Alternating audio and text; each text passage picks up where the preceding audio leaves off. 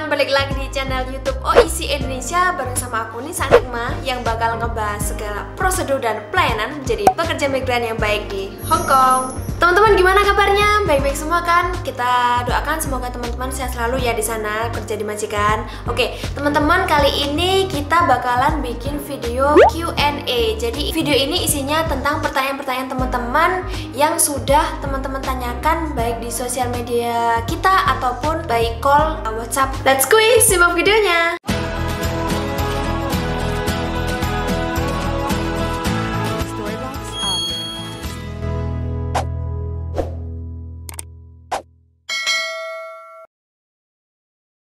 Ini teman-teman, saya mau tanya, kalau terminate atau break kontrak tapi sudah ada majikan baru, apa harus pulang ke Indonesia?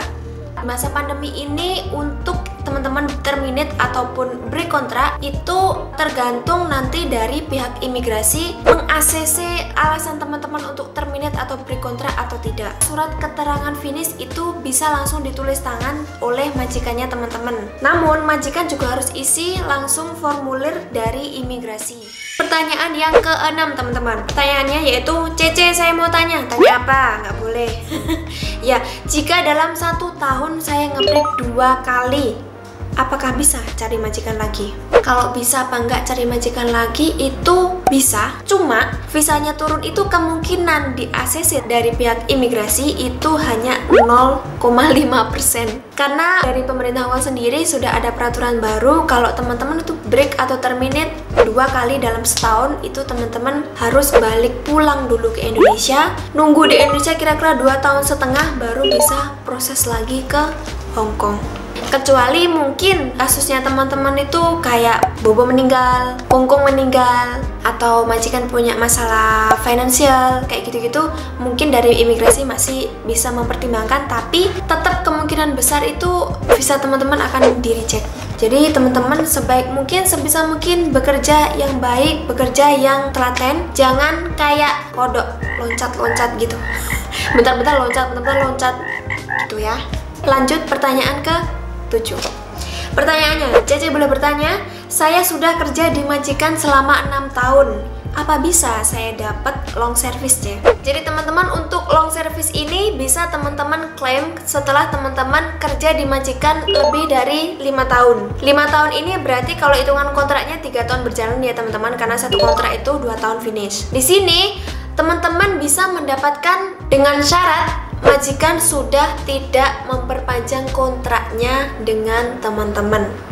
Selama majikan masih mau memperpanjang kontrak dengan teman-teman, meskipun teman-teman sudah 10 tahun kerja di rumah majikan, itu uang long service tidak akan bisa diklaim.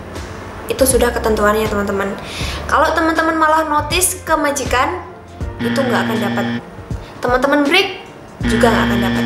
Dan satu syarat lagi, selama minimal 5 tahun itu menggunakan nama majikan yang sama di kontrak kerjanya teman-teman itu.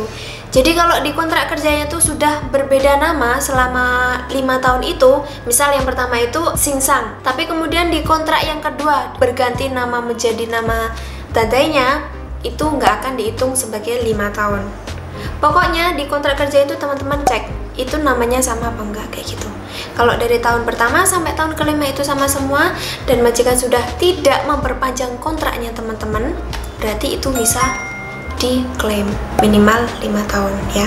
Pertanyaan yang ke-8, Cece aku udah finish, kira-kira cari majikan baru bulan berapa lagi ya, Ce?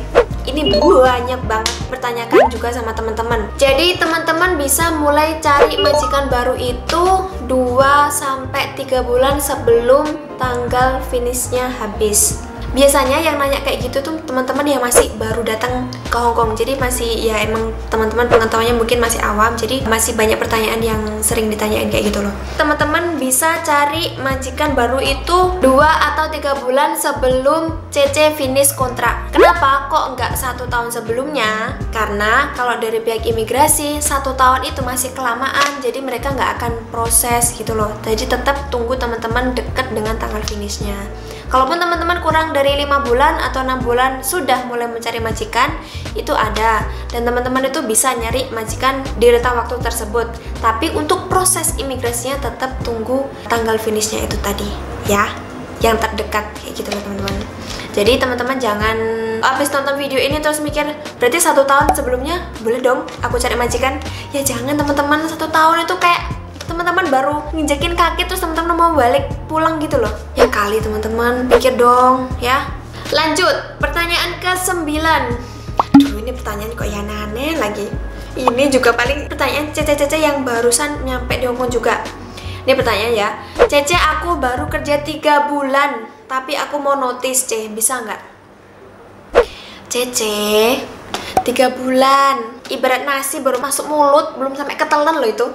Cece udah ngomong mau cari majikan lagi. Aduh tolong ya Cece, kalau masih 3 bulan itu masih masa adaptasi. Jadi kalau teman-teman merasa di rumah majikan itu kok banyak majikannya kok gini sih Ce, terus kerjaannya kok kayak gini, aduh ini musim dingin tangan saya melepuh Ce, anu ini gimana, aduh tolong ya sabar, namanya juga orang kerja, namanya juga baru 3 bulan, semua butuh penyesuaian.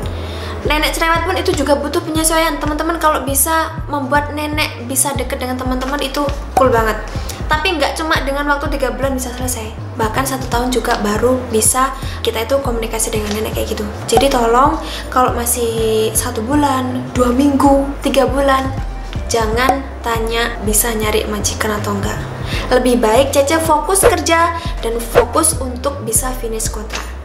Ingat, anak, suami, orang tua tunggu di Indonesia. Ini yang terakhir teman-teman, yang ke-10. Selamat siang Cece. Sebenarnya kita pas bikin video ini udah sore sih, tapi ya nggak apa-apa.